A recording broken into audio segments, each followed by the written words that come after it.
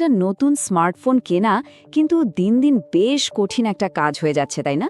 বাজারে এত এত মডেল, এত এত ফিচার, এর মধ্যে থেকে নিজের জন্য সেরা ফোনটা বেছে নেওয়াটা সত্যি একটা চ্যালেঞ্জ। চলুন আজকে এই কঠিন বিষয়টাকে একদম সহজ করে ফেলি। ফোন কিনতে গেলেই আমাদের চোখে সবার আগে কি পড়ে? র্যাম কত জিবি, ক্যামেরা কত মেগাপিক্সেল, আর অনেকেই শুধু এই দুটো সংখ্যা দেখি ফোন কিনে ফেলি। কিন্তু একজন অভিজ্ঞ টেকনিশিয়ানের মতে এইখানে কিন্তু আসল ভুলটা হয়ে যায়। ফোনের আসল পারফরম্যান্স লুকিয়ে থাকে অন্য কোথাও, যা কোম্পানিগুলো সহজে আমাদের সামনে আনে না। তো চলুন দেখে নিই আমরা কি কি বিষয় নিয়ে কথা বলবো। আমরা শুরু করব একজন বিশেষজ্ঞের মতামত দিয়ে, তারপর দেখব মার্কেটিং আর বাস্তবতার মধ্যে পার্থক্যটা কোথায়, আর সবশেষে জানব নিজের জন্য সঠিক ফোনটা কেনার সবচেয়ে সহজ উপায় কি। চলুন এমন একজনের কথা শুনি যার কাছে থিওরি নয়, আছে বছরের পর বছরের প্র্যাকটিক্যাল অভিজ্ঞতা। মোহাম্মদ হাসনাইন টিএসপি টেলিকমের একজন অভিজ্ঞ মোবাইল সার্ভিস টেকনিশিয়ান। তিনি প্রতিদিন ভাঙা নষ্ট ফোন ঠিক করতে গিয়ে খুব কাছ থেকে দেখেছেন কোন ফোনগুলো টেকসই আর কোনগুলো গ্রাহকদের ভোগান্তির কারণ হয়। এই কথাটা কিন্তু কোনো বই থেকে পড়া নয় বা ইন্টারনেট থেকে নেওয়া জ্ঞানও নয়। এটা হলো হাজার হাজার ফোন সারাই করার পর পাওয়া বাস্তব অভিজ্ঞতা। মোহাম্মদ হাসনাইন ঠিক সেই জায়গাগুলোই ধরিয়ে দিতে চান যেখানে আমরা সবচেয়ে বেশি ভুল করি এবং পরে ভুগি। স্মার্টফোন কোম্পানিগুলো আসলে এক ধরনের জাদুকর।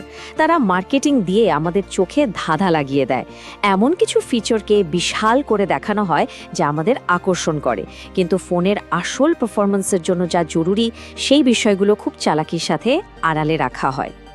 এই যে দেখুন, স্লাইডটা দেখলেই বিষয়টা একদম পরিষ্কার হয়ে যাবে। অনেকটা আইসবার্গের মতো, তাই না?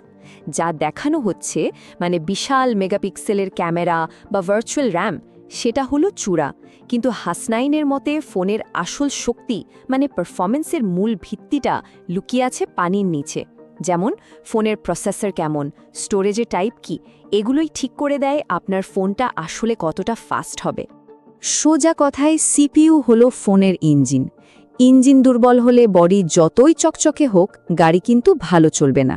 ঠিক তেমনি আপনার ফোনের র্যাম যতই বেশি হোক, প্রসেসর বা সিপিইউ যদি ভালো না হয়, ফোনটা স্লো হতে বাধ্য। তাহলে উপায়টা কি? এই মার্কেটিংয়ের গোলকধান্দা থেকে বের হওয়ার জন্য মোহাম্মদ হাসনাইন কিন্তু খুব সহজ কিন্তু দারুণ কাজের একটা 3 ধাপের পদ্ধতির কথা বলেছেন। মানে বিষয়টা হলো আগে নিজের প্রয়োজনটা বোঝা, তারপর সেই অনুযায়ী সেরা ইঞ্জিন বা প্রসেসরটা খুঁজে বের করা, আর সবশেষে বাকি জিনিসগুলো মিলিয়ে নেওয়া। এতে করে আমাদের মনোযোগটা বিজ্ঞাপনের চাকচিক্য থেকে সরে এসে নিজের আসল প্রয়োজনের দিকে যায়। কিন্তু শুধু সিপিইউ দেখলেই হবে না। হাসনাইন বলছেন আরও কিছু জরুরি বিষয় আছে যা অনেকেই এড়িয়ে যায়, যেমন র্যামের টাইপ কি বা অপারেটিং সিস্টেম কোনটা। আর তার মধ্যে সবচেয়ে গুরুত্বপূর্ণ বিষয় হলো সফটওয়্যার আপডেট। সফটওয়্যার আপডেট মানে কিন্তু শুধু নতুন একটা ফিচার পাওয়া নয়। এর আসল কাজটা হলো আপনার ফোনকে হ্যাকারদের হাত থেকে সুরক্ষিত রাখা আর সময়ের সাথে সাথে স্লো হয়ে যাওয়া থেকে বাঁচানো। ভাবা যায়, কিছু কোম্পানি মাত্র 1 বছরের আপডেট দেওয়ার পর আর কোনো খোঁজ রাখে না।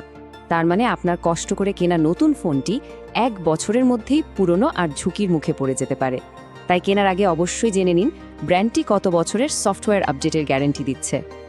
আচ্ছা, ফোন তো কেনা হলো, কিন্তু কেনার পরের গল্পটা কি? হাসনাইনের পরামর্শ হলো ফোন কেনার সময় ভবিষ্যতের কথাও ভাবতে হবে। মানে ফোনটা যদি কখনো নষ্ট হয় বা হাত থেকে পড়ে ভেঙে যায়, তখন কি হবে? এই প্রশ্নটা হয়তো খুব সাধারণ মনে হতে পারে, কিন্তু বিশ্বাস করুন ফোন কেনার সময় এটা জিজ্ঞেস করাটা খুবই জরুরি, কারণ এর উত্তরের উপর নির্ভর করছে আপনার ফোনটার ভবিষ্যৎ। মোহাম্মদ হাসনাইন তার দোকানে প্রতিদিন এটা দেখেন। এমন অনেক ব্র্যান্ড আছে যেগুলোর ডিসপ্লে একবার ভাঙলে আর সহজে খুঁজে পাওয়া যায় না। তখন কয়েক হাজার টাকার একটা পার্টসের জন্য পুরো ফোনটাই কিন্তু অকেজো হয়ে পড়ে থাকে।